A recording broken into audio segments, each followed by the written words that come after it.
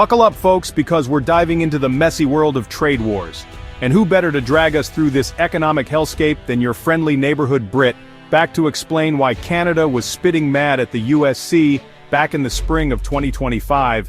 Then President Trump slapped a fat tariff on cars coming into the US. Canadians, used to thinking of themselves as America's nice, polite neighbors, were shocked.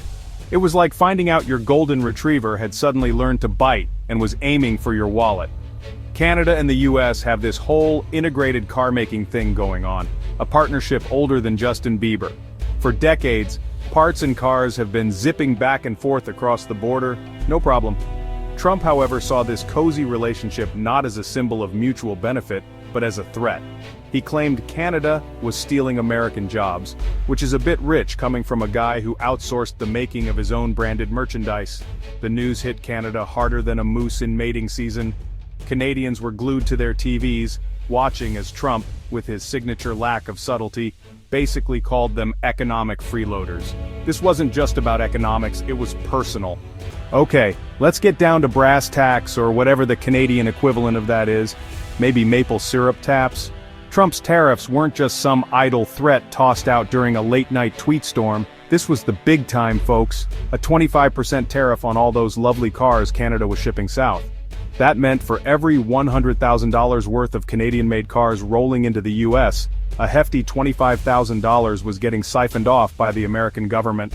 American car buyers, faced with the prospect of shelling out an extra few grand for their next SUV, started having second thoughts about that Canadian-built beauty.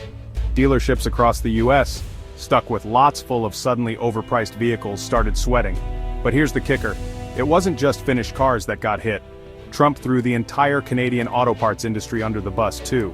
He slapped a 25% tariff on those as well, meaning American car manufacturers, who relied heavily on Canadian suppliers, were suddenly facing their own price hikes. This wasn't just a slap on the wrist, it was a full-blown economic assault. Now you might think that faced with this economic onslaught, Canada would have rolled over and whimpered. After all, they're known for their politeness, right? Well, turns out even the most mild-mannered Canadian has a breaking point, and this, my friends, was it. Canada wasn't about to take this lying down, they were ready to fight back, eh? Prime Minister Mark Carney, usually about as exciting as a bowl of oatmeal, no offense to oatmeal lovers, transformed into a veritable Wolverine, teeth bared, ready to rumble.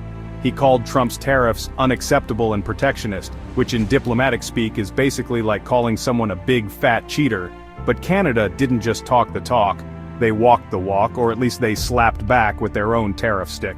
The Canadian government announced retaliatory tariffs on a whole bunch of American goods, from ketchup, yes ketchup, to bourbon to toilet paper. This wasn't just about economics anymore, it was about national pride. The fallout from Trump's tariffs wasn't just some abstract economic theory, oh no, this was real life, folks, and real people were about to feel the pain. The auto industry, that once mighty engine of both the American and Canadian economies, began to sputter. Factories that had been humming along for decades, churning out cars and trucks, fell silent. Layoff notices, those dreaded pink slips, started appearing in mailboxes, casting a pall over towns and cities across both countries. General Motors, that American icon, announced it was cutting a shift at its Oshawa, Ontario truck plant. 700 workers, many of whom had spent their entire lives building cars, were suddenly out of a job. The ripple effect was immediate and brutal. Suppliers who relied on the plant shut down. Local businesses saw their customer base vanish overnight. The once bustling town of Oshawa was reeling. Ford, Stellantis, all the big players in the auto game were forced to make tough decisions. Production was scaled back, investments were frozen. The message was clear. This trade war, waged in the name of protecting American jobs, was having the opposite effect. Now you might think that faced with such economic hardship, Canadians would have turned on each other, blaming and scapegoating, but that's not how they roll up north. Instead, something remarkable happened. They united. Canadians from all walks of life put aside their differences and rallied together in a show of solidarity that would have made even the most cynical cynic crack a smile. Rallies and protests erupted across the country, from the bustling streets of Toronto to the small towns of the prairies. Workers, students, retirees, even a few bewildered moose, okay, maybe not moose, but you get the idea, came together to voice their anger and frustration. They carried signs with slogans like, Hands off our cars and Trump's tariffs, made in China, hurting Canadians. The message was clear. These were their jobs, their communities, their futures on the line, and they weren't going down without a fight. To truly understand the magnitude of this trade spat, you need to rewind the clock a bit. The US and Canadian auto industries weren't just friendly neighbors, they were practically joined at the hip. Back in 1965, they signed this thing called the Auto Pact, which basically said, hey, let's ditch these pesky tariffs and build cars together. And build they did. For decades, parts and finished cars flowed freely across the border, creating jobs and wealth on both sides. It was a testament to the power of cooperation, proof that even countries with different accents and a fondness for slightly different spellings of color could work together for the common good. But then came Trump, with his America First bluster and his disdain for anything that smacked of international cooperation.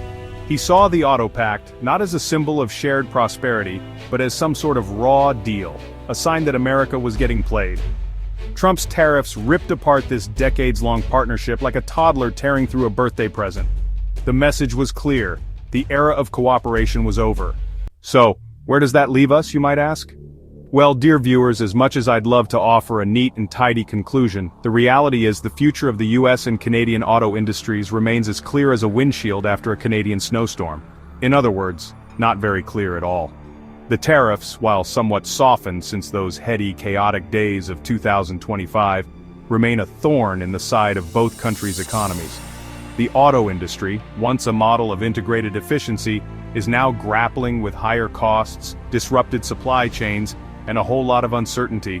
Will the US and Canada find a way to mend fences and rebuild their once thriving partnership? Or are we doomed to a future of tit-for-tat tariffs and economic squabbling?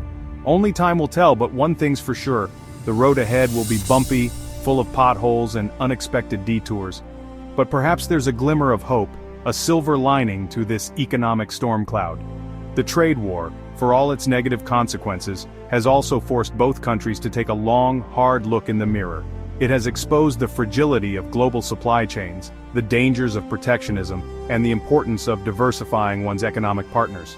Perhaps, just perhaps, this painful episode will serve as a wake-up call, a reminder that we are all interconnected, that cooperation, not confrontation, is the only way forward. Either way, that's our show for tonight. Thanks for watching, and remember, always buy Canadian maple syrup. It's delicious.